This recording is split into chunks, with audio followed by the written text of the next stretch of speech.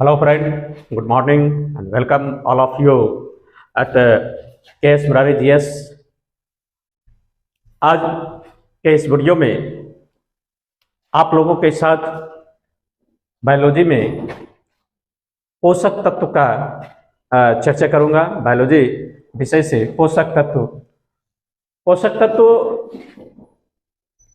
का वीडियो मैं 2 एपिसोड में देने का प्रयास कर रहा हूं और बेहतर ढंग से समझाने का प्रयास कर रहा हूं। पोषक तत्व हमारी रचनात्मक, जैविक एवं ऊर्जा संबंधी आवश्यकताओं की पूर्ति करता है। तो सबसे पहले आइए हम पोषक तत्व की बात करते हैं। पोषक तत्व क्या है? पोषक तत्व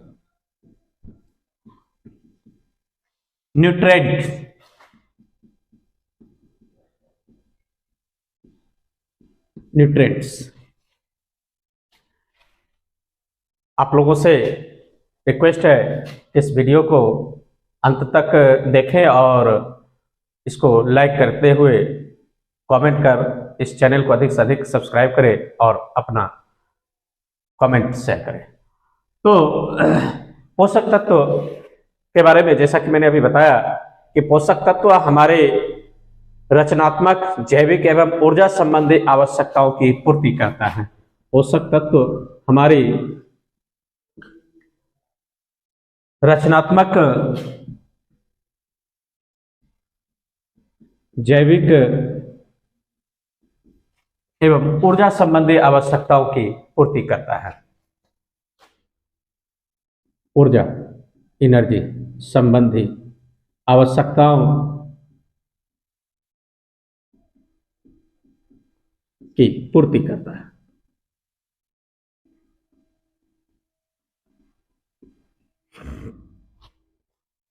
एनर्जी जो हमें मिलता है वो न्यूट्रिएंट से ही मिलता है और जितने भी बायोलॉजिकल वर्क होता है, एनर्जी जो होता है या क्रिएटिविटी, कंस्ट्रक्टिव या स्ट्रक्चरल वर्क जो होता है, उन सबों के लिए जो है ये पोषक तत्व आवश्यक होता है।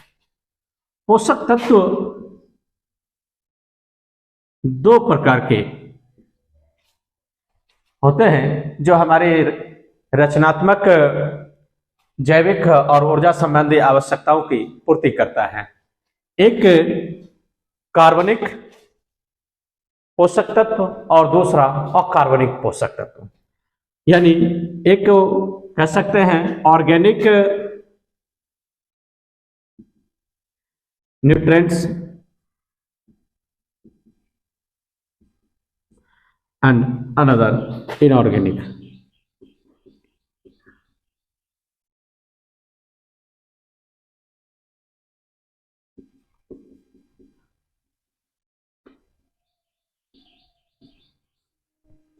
यानी एक कार्बनिक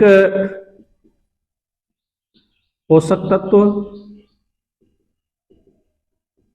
और दूसरा अकार्बनिक पोषक तत्व।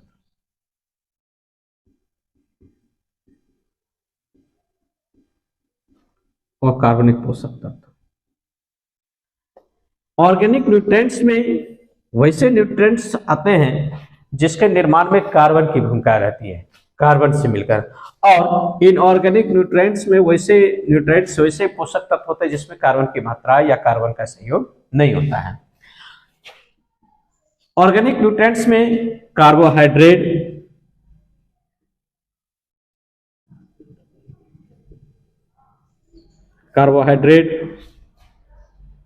प्रोटीन,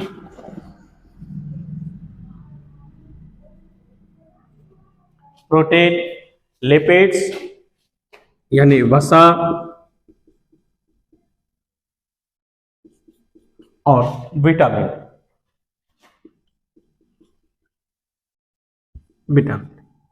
जबकि इनऑर्गेनिक न्यूट्रिएंट्स में यानी पोषक तत्व जिसमें कार्बन की मात्रा नहीं के बराबर नहीं होती है, उसमें आप मिनरल्स को रख सकते हैं, यानी खनिज मिनरल्स को रख सकते हैं। आप जो है सो दूध को रख सकते हैं, यानी मिल्क, मिनरल्स एंड मिल्क।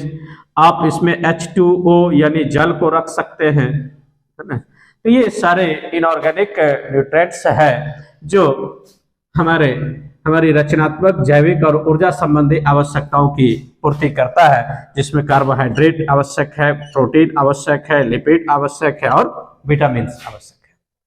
तो चलिए एक एक करके मैं चर्चा करूंगा। आज के इस वीडियो में कम से कम ये 2 कार्बोहाइड्रेट एंड प्रोटीन की चर्चा करूंगा। नेक्स्ट एपिसोड में मैं आपके साथ लिपिड्स और विटामिन के साथ मिनरल्स, मिल्क्स एंड H2O यानी जल के चर्चा करूंगा। तो आइए कार्बोहाइड्रेट पर बात करते हैं।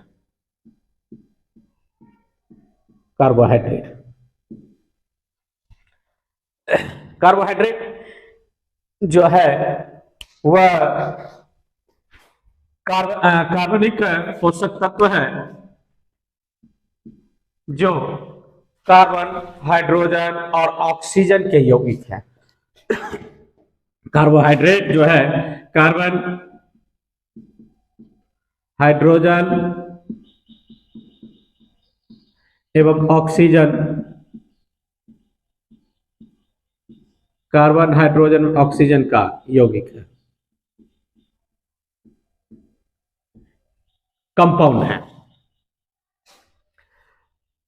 और ये जो कार्बोहाइड्रेट है, कार्बोहाइड्रेट जो है कार्बन और हाइड्रेट, यानी इसको जब तोड़ते हैं तो कार्बो प्लस हाइड्रेट यानी कार्बन के साथ हाइड्रेट, हाइड्रेट मतलब हाइड्रेट हाइड्रोजन और ऑक्सीजन, ये 2 शब्द से अलग अलग जब तोड़ने पर बनता है तो देखते हैं कि कार्बन और hydrogen, hydrate, oxygen.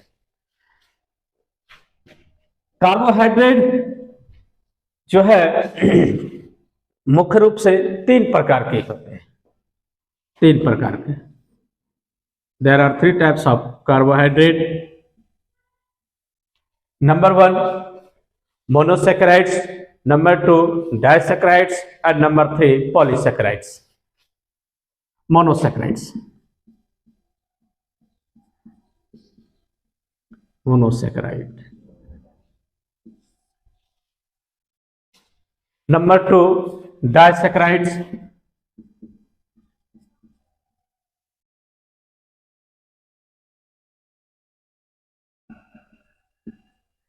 and number 3 polysaccharides.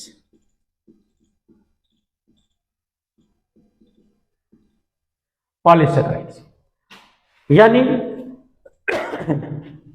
Saccharides, यहां मोनो और सैकराइड्स 2 शब्द को मिलाकर बना है। मोनो मतलब सिंगल और सैकराइड्स मतलब sugar, sugar मीठापन, saccharides.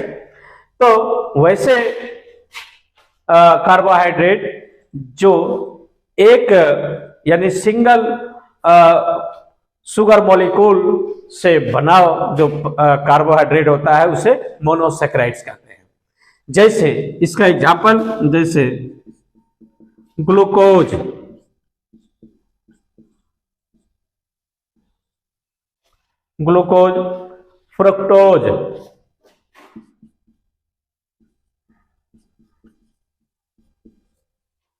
Fructose, galactose,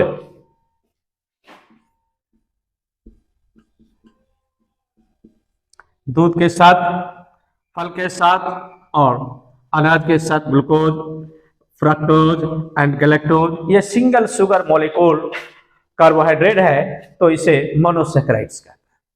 दूसरा डाइसैकराइड्स, डाई मतलब 2, और ये 2 जो है डाइसैकराइड्स, तो 2 समान या फिर 2 असमान, 2 समान या 2 असमान मोनोसैकराइड्स अणुओं से मिलकर बनने वाला जो कार्बोहाइड्रेट होता है वो डाइसैकराइड्स कहलाता है। यानी 2 समान या असमान मोनोसैकराइड्स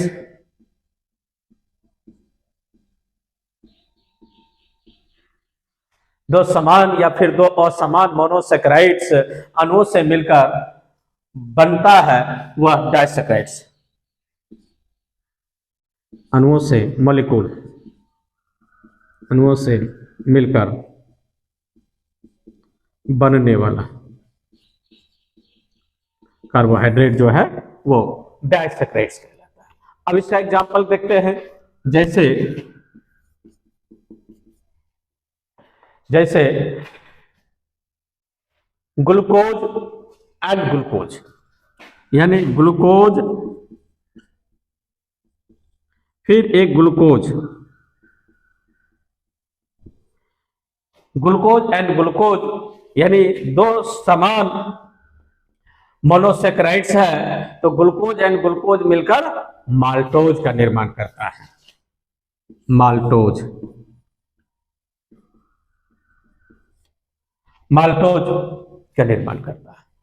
उसी तरह से ग्लूकोज और फ्रक्टोज, यानी इस दोनों ग्लूकोज एंड फ्रक्टोज को मिलाते हैं, तब जो है सो सुक्रोज नामक कार्बोहाइड्रेट बनता है। सुक्रोज, इसको इरेज कर देता हूं। दूसरा एग्जांपल मैं एक और दे देता हूं इसका, डाइसैकराइड्स का, कि जैसे ये सिंगल ग्लूकोज यानी दो समान शुगर मॉलिक्यूल है, ग्लूकोज एंड ग्लूकोज। दूसरा दो असमान का एग्जांपल दे देता हूं कि मान लिया जाए एक ग्लूकोज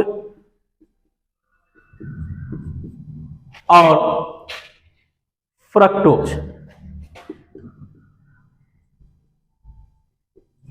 ये दो असमान है, ये समान समान था, ये दो असमान है, तो दो असमान single saccharide, single molecule saccharides जो है उसको मिलाकर जब बनता है उसको कहते हैं डाइसैकराइड्स, और इसका एग्जांपल जो है सो सुक्रोज। सुक्रोज ये सर्वाधिक मीठा होता है, ग्लूकोज एंड फ्रक्टोज, ये दो असमान, ये ग्लूकोज है ये फ्रक्टोज है, तो दो असमान ये मोनोसेक्राइड्स जो है उसको मिलाने से या बनने से जो होता है वो डाइसैकराइड्स होता है। यदि पूछेगा डाइसैकराइड्स क्या है, तो दो समान या फिर दो असमान जो है सो मोनोसेक्राइड्स मॉलिक्यूल से बनने वाला जो कार्बोहाइड्रेट होता है वो डाइसैकराइड्स, और जो सिंगल शुगर मॉलिक्यूल से बनने वाला जो कार्बोहाइड्रेट होता है वह मोनोसेक्राइड्स। मोनोसेक्राइड्स के एग्जांपल ग्लूकोज, फ्रक्टोज, गैलेक्टोज। चलिए नाउ पॉलीसेक्राइड्स। पॉलीसेक्राइड्स, पॉली मतलब होता है बहुत, पॉलीसेक्राइड्स पॉली मतलब बहुत। तो यह जो सरल कार्बोहाइड्रेट है यानी ये जो मोनोसेक्राइड्स होगा वो कई अणुओं के मिलने से, यानी कई मोनोसेक्राइड्स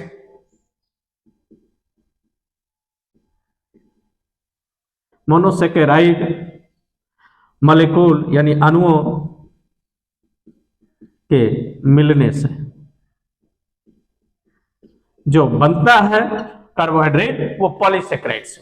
ये सिंगल, ये डबल और ये मोर एंड मोर, यानी कई मोनोसेक्राइड्स। ये double monosaccharide same and difference sugar molecule जो मोनोसेक्राइड्स का रहेगा वो डाइसैकराइड्स और वो सिंगल, यानी एक, ये दो, और दोनों में यह जरूरी नहीं कि वो समान ही हो, दोनों में और समान भी हो सकता है।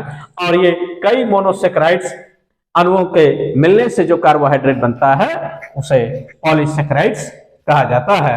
और इसका एग्जाम्पल जो है जैसे स्टार्च, स्टार्च मंड जिसको कहते हैं, स्टार्च हो गया, cellulose, cellulose, glycogen, glycogen, cellulose, glycogen. ये ग्लाइकोजेन ये स्टोरेज फूड के रूप में रहता है एनिमल में, स्टार्च प्लांट में स्टोरेज फूड के रूप में रहता है, उस पर मैं चर्चा आगे करूंगा कि स्टार्च जो है ये रिजर्व न्यूट्रिएंट्स के रूप में प्लांट में रहता है और ये रिजर्व फूड के रूप में जो है सो एनिमल में रहता है ग्लाइकोजेन। चलिए, तो ये इसका एग्जांपल हो गया स्टार्च, सेलुलोज, ग्लाइकोजेन, काइटिन, एक और एग्जांपल देता हूं, काइटिन है ना।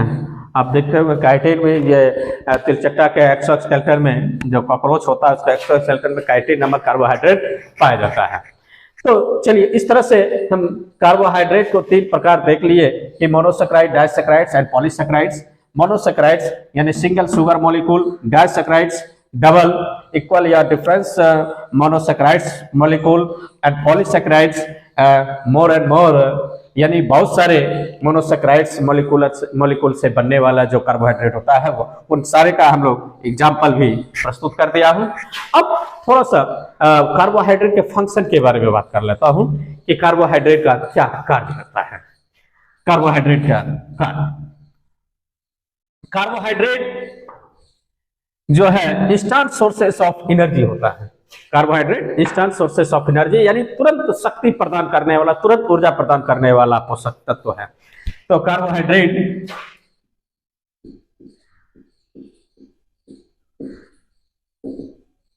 के कार्य, फंक्शन, कार्य, कार्बोहाइड्रेट तुरंत शक्ति प्रदान करने वाला पोषक तत्व है। शरीर को तुरंत instant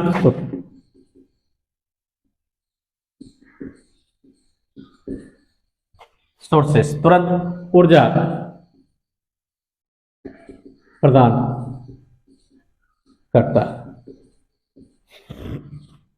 instant sources of energy carbohydrate, और ये शरीर को जो ऊर्जा प्रदान करता है वह, ये शरीर को ऊर्जा प्रदान करता है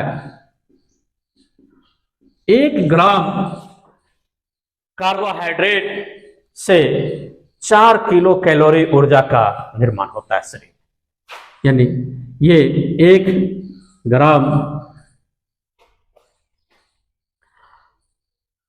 कार्बोहाइड्रेट के जलन से या एक ग्राम कार्बोहाइड्रेट से 1 ग्राम कार्बोहाइड्रेट से 4 किलो ऊर्जा कैलोरी का निर्माण, या इसको यूं कह सकते हैं कि 4 किलो कैलोरी प्रति ग्राम पर ग्राम एनर्जी प्रोड्यूस होता है बॉडी में। प्रश्न यहां से कभी कभी पूछता है कि प्रति ग्राम कार्बोहाइड्रेट के जलन से या दहन से कितना ऊर्जा का निर्माण होता है, तो 4 किलो कैलोरी। तो 4 किलो कैलोरी ऊर्जा 1 ग्राम से निर्मित होता है। कार्बोहाइड्रेट भोजन संचायक के रूप में कार्य करता है। भोजन संचायक यानी फूड रिजर्वर, पहले बताया कि इंस्टेंट सोर्सेस ऑफ एनर्जी है और ये रिजर्व के रूप में रखता है, जैसे ग्लाइकोजन हो गया, स्टार्च हो गया। तो कार्बोहाइड्रेट जो है यह भोजन संचायक यानी फूड रिजर्वर के रूप में कार्य करता है। भोजन संचायक यानी फूड रिजर्व, भोजन संचायक यानी फूड रिजर्वर के रूप में कार्य करता है।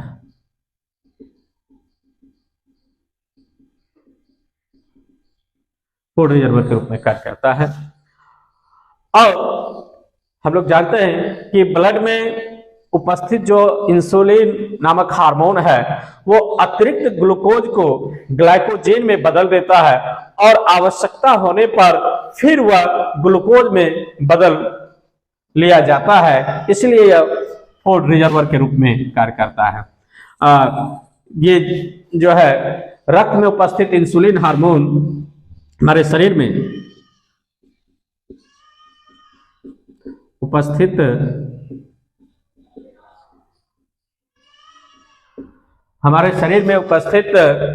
इंसुलिन हार्मोन हमारे शरीर के रक्त में, कर दीजिए, हमारे शरीर के रक्त में उपस्थित इंसुलिन हार्मोन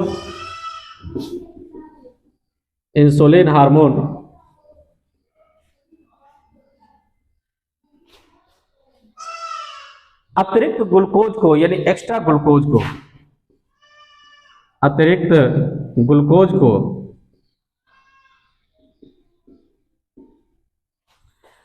ग्लाइकोजेन में बदल देता है। किसमें बदल देता है?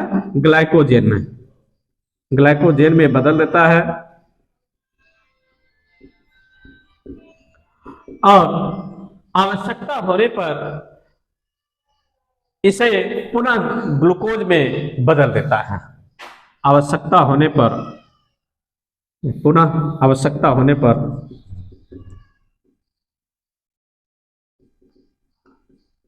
पर इसे ग्लूकोज में बदल दिया जाता है। ग्लूकोज में बदल लिया जाता है। ग्लूकोज में बदल लिया जाता है।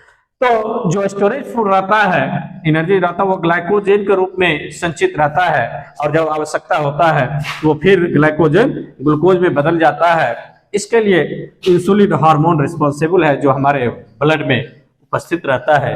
इस प्रकार कार्बोहाइड्रेट को फूड रिजर्वर के रूप में भी देखा जाता है। चलिए अब मैं कार्बोहाइड्रेट के बाद नेक्स्ट न्यूट्रिएंट्स प्रोटीन की बात कर लेता हूं। प्रोटीन, मैं समझता हूं आप लोगों को बारीकी से समझ आ गया होगा और आपसे यह रिक्वेस्ट है कि इस वीडियो को अंत तक देखें और इसको लाइक करते हुए अधिक से अधिक शेयर कर लिंक को अधिक से अधिक सब्सक्राइब करवाएं। चलिए मैं फिर आगे बढ़ता हूं। Protein,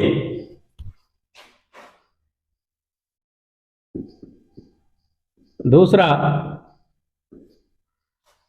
organic nutrient protein. Protein जो है एक कार्बनिक यौगिक है। मैंने पहले ही बताया कि protein, carbohydrate, lipids and vitamins ये ऑर्गेनिक कंपाउंड है। तो प्रोटीन एक कार्बनिक यौगिक है।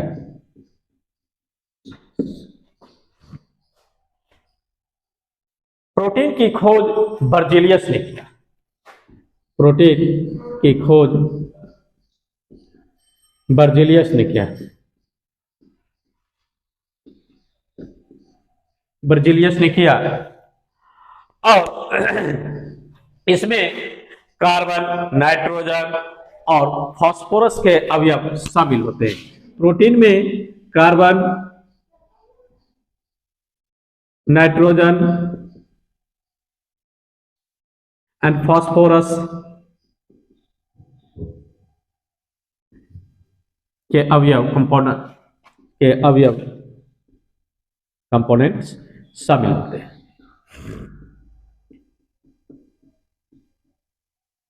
प्रोटीन में कार्बन, नाइट्रोजन और फास्फोरस के अवयव शामिल होते हैं। आवश्यकता के आधार पर, यानी according to needed, there are two types of protein, essential protein and other non essential protein. यानी आवश्यकता के आधार पर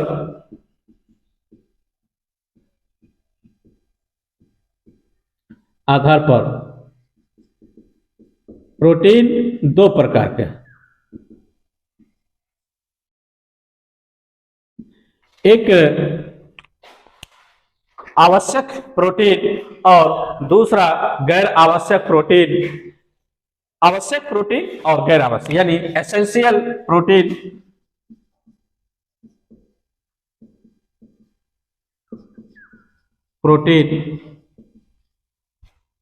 and another non-essential protein।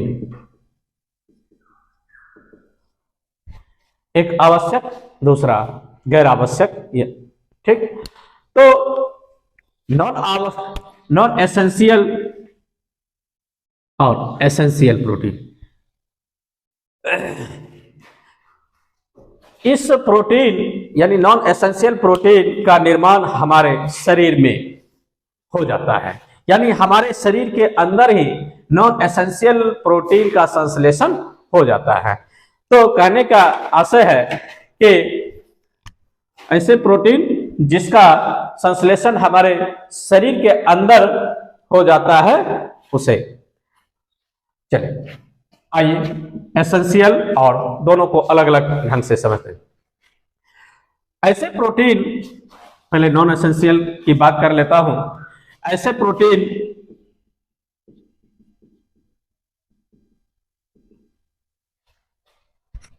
जिसका संश्लेषण हमारे शरीर के अंदर हो जाता है, जिसका संश्लेषण हमारे शरीर के अंदर हो जाता है,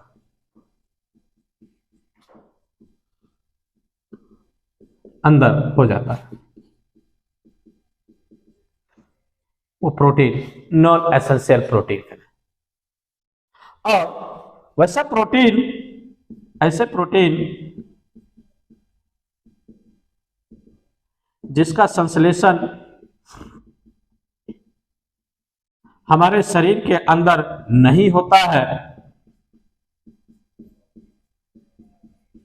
हमारे शरीर के अंदर नहीं होता है,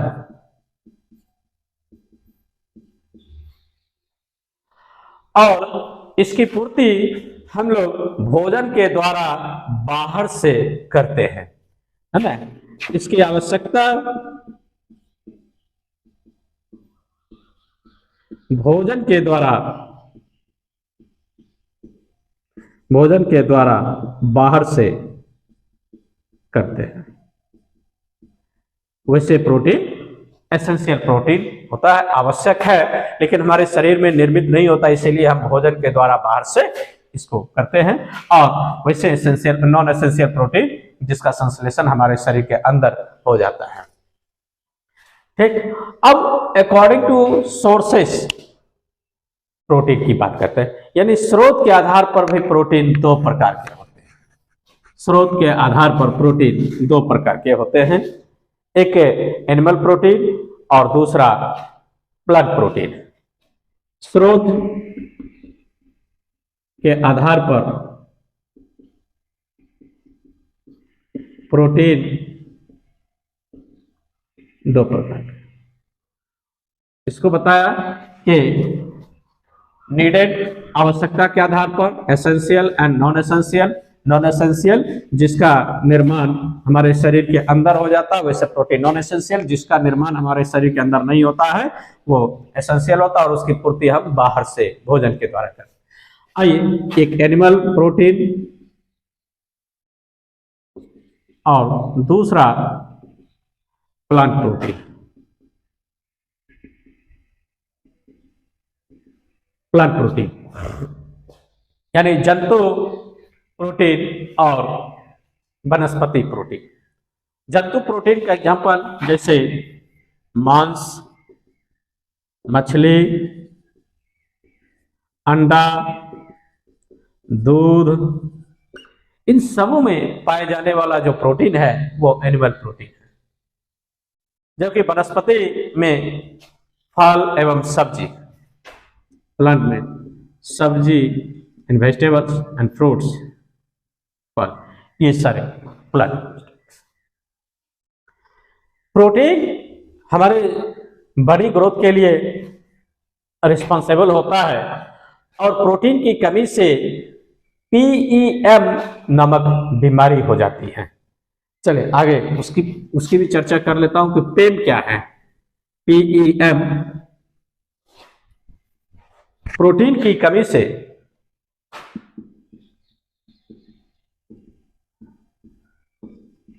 कमी से होने वाली बीमारी को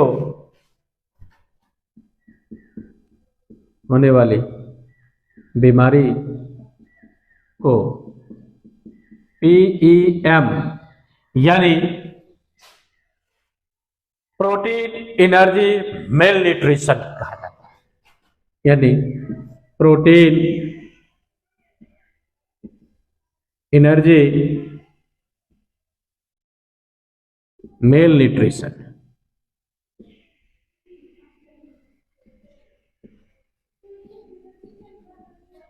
यानी पेम नामक बीमारी होती है। प्रोटीन एनर्जी मेल न्यूट्रिएंट और प्रोटीन एनर्जी मेल न्यूट्रिशन जो है ये कुपोषण कह सकते हैं। तो अब ये PEM जो है प्रोटीन एनर्जी मेल न्यूट्रिशन जो है ये दो प्रकार का प्रोटीन एनर्जी मेल न्यूट्रिशन दो प्रकार के, एक मरास्मस और दूसरा क्वाशियोरकर। मरास्मस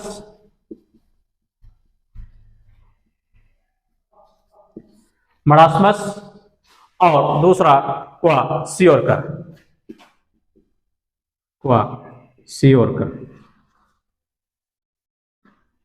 मरास्मस एंड क्वाशियोरकर्स ये पेम है प्रोटीन एनर्जी मेल न्यूट्रिएंट। और इस मरास्मस का जो सिम्टम है वह 1 वर्ष से कम उम्र के बच्चों में यह बीमारी होती है। मरास्मस जो पेम है प्रोटीन एनर्जी मेल न्यूट्रिशन है, यह 1 वर्ष से कम उम्र के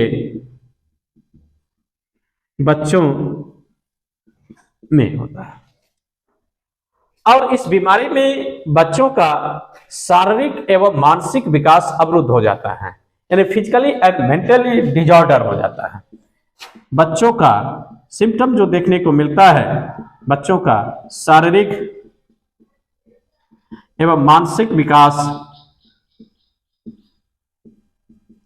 अवरुद्ध हो जाता है।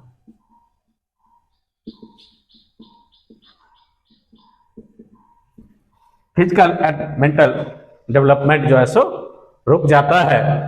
यहां तक कि त्वचा स्किन जो होता है वो पतली हो जाती है, त्वचा पतली हो जाती है, त्वचा पतली हो जाती है और मांसपेशियां नजर आने लगती हैं। मसल हड्डी सब मांसपेशियां नजर आने लगती है। तो ये 1 साल से कम उम्र के बच्चों को प्रोटीन की कमी से जो डिजीज होता है उसको मरास्मस का है। क्वाशियोरकर की बात करते हैं तो ये क्वाशियोरकर जो है 1 से 3 वर्ष के उम्र के बच्चों में यह होता है। 1 से 3 वर्ष के बच्चों 1 से 3 वर्ष के बच्चों में क्वाशियोरकर नामक बीमारी होती है जो प्रोटीन की कमी से होता है। और इस बीमारी में बच्चों को पैर पतले हो जाते हैं और पेट बाहर निकल जाता है। सिम्टम जो है बच्चों के पैर पतले हो जाते हैं,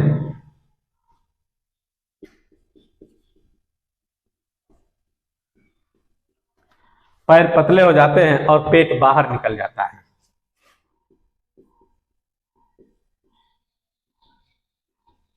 पेट बाहर निकल जाता है। तो प्रश्न यदि पूछेगा कि प्रोटीन की कमी से कौन सा बीमारी होता है तो क्वाशियोरकर भी एंड मरास्मस भी। या पूछेगा क्वाशियोरकर किसकी कमी से तो प्रोटीन की कमी से, PEM protein energy mail nutrition की कमी से। तो अभी हम लोग प्रोटीन की चर्चा कर रहे हैं और इस प्रोटीन में according to sources, according to needed और PEM की चर्चा की है। अब थोड़ा सा फंक्शन ऑफ प्रोटीन यानी प्रोटीन के कार्य देख लेते हैं। प्रोटीन के कार्य हमारे पोषक तत्व में सबसे महत्वपूर्ण पोषक तत्व प्रोटीन, चूंकि ये बॉडी ग्रोथ के लिए रिस्पॉन्सिबल होता है। चलिए प्रोटीन के कार्य फंक्शन। मानव शरीर में लगभग सभी संरचनात्मक कार्यों का संपादन के लिए प्रोटीन रिस्पॉन्सिबल होता है। ठीक, तो और इसके कई कार्य हैं। नंबर 1 ब्लड प्रोटीन के निर्माण में, यानी रक्त प्रोटीन के निर्माण में, रक्त प्रोटीन के निर्माण में ब्लड में प्रोटीन का निर्माण बहुत आवश्यक होता है क्योंकि ये मानव शरीर में लगभग जितने भी संरचनात्मक कार्य, स्ट्रक्चरल फंक्शन जो होता है वो प्रोटीन के कारण ही होता है। अब ब्लड में जो प्रोटीन का निर्माण होता है तो ब्लड में एक प्रकार का विशेष प्रोटीन पाया जाता है जिसको हेमोग्लोबिन कहा जाता है ना। तो शरीर के रक्त में, मानव रक्त में हेमोग्लोबिन नामक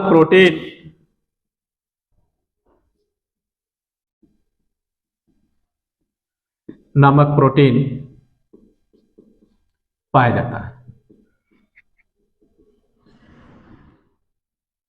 और हेमोग्लोबिन नामक प्रोटीन पाया जाता है। इस हेमोग्लोबिन में लोहा की मात्रा अधिक रहती है और इसी हेमोग्लोबिन के कारण ही हमारे ब्लड में ऑक्सीजन का कैरी किया जाता है, जो ऑक्सीजन का संवहन करता है, कैरी करता है। इसीलिए हम लोग जो जीवित हैं, ऑक्सीजन को जो कैरी करने वाला है वह हेमोग्लोबिन नामक एक प्रोटीन है जो ब्लड में पाया जाता है। और इसी हेमोग्लोबिन के कारण ब्लड लाल दिखता है, के कारण रक्त लाल दिखता है। राइट। दूसरा प्रोथ्रोम्बिन प्रोटीन की बात कर लेता हूं। प्रोथ्रोम्बिन प्रोटीन जो है ये हीमोग्लोबिन जो ब्लड में पाया जाता है एक प्रकार का प्रोटीन है। दूसरा प्रोथ्रोम्बिन प्रोटीन, यह हेमोग्लोबिन प्रोटीन, दूसरा प्रोथ्रोम्बिन प्रोटीन। यह जो है प्रोथ्रोम्बिन प्रोटीन जो है ब्लड क्लॉटिंग के लिए रिस्पॉन्सिबल होता है, रक्त को थक्का बनाने के लिए, ब्लड क्लॉटिंग।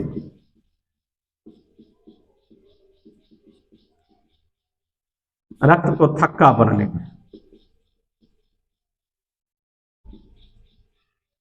थक्का बनने में रिस्पॉन्सिबल होता है। यदि प्रोथ्रोम्बिन प्रोटीन नहीं होगा तो ब्लड पतला हो जाएगा, पतला हो जाएगा तो ऑक्सीजन की कमी हो जाएगी, फट जाएगा, क्रैश कर जाएगा, ऑक्सीजन की कमी हो जाएगी, व्यक्ति डेथ कर जाएगा। तो ब्लड क्लॉटिंग के लिए प्रोथ्रोम्बिन नामक प्रोटीन रिस्पॉन्सिबल है। नेक्स्ट मसल प्रोटीन, दूसरा कार्य मसल प्रोटीन। मसल प्रोटीन यानी पेशीय प्रोटीन के निर्माण में, पेशी प्रोटीन। हमारे पहले भी मैंने कई बार चर्चा किया कि लिविंग ऑर्गेनिज्म में जितने भी कंपोनेंट हैं उसमें स्मॉलेस्ट यूनिट सेल है, और उस स्मॉलेस्ट यूनिट सेल कई सेलों का जो ग्रुप है वो टिश्यू है। और टिश्यू के मूवमेंट के लिए जो एक विशेष प्रकार का जो है सब प्रोटीन पाया जाता है वो एक्टिन और मायोसिन है। तो उत्तकों के टिश्यू, उत्तकों के संचलन के लिए एक्टिन एवं मायोसिन, मायोसिन नामक प्रोटीन पाया जाता है। मायोसिन नामक प्रोटीन पाया जाता है। और इसी एक्टिन एवं मायोसिन के कारण ही हमारा बॉडी फ्लेक्सिबल होता है ना, एक्सपेंस होता है, विस्तार होता है। तो ये उत्तरदायी था। और ये मायोसिन और प्रोटीन नामक, ये एक्टिन नामक प्रोटीन के कारण ही जो है सो मसल फूलता है या फिर कम होता है। एक और देख लेते हैं कि प्रोटीन का जो कार्य है वो एंटीबॉडी प्रोटीन के निर्माण में, यानी प्रतिरक्षात्मक प्रोटीन यानी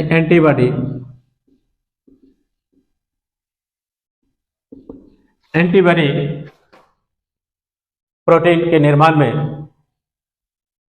ब्लड में यदि एंटीबॉडी रहता है तो हमारे अंदर रोग प्रतिरोधक क्षमता बढ़ जाती है, यानी जो डिजीज है उस डिजीज से शरीर को रक्षा करता है एंटीबॉडी।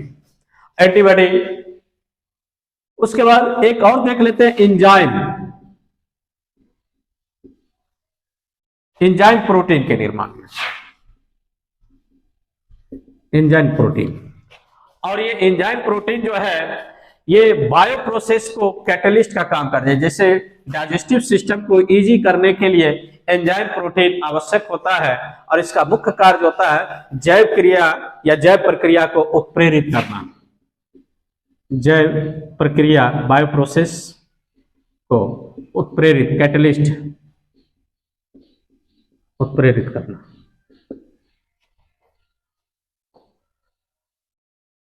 एक और देख लिया जाए कि हार्मोन प्रोटीन, हार्मोन प्रोटीन,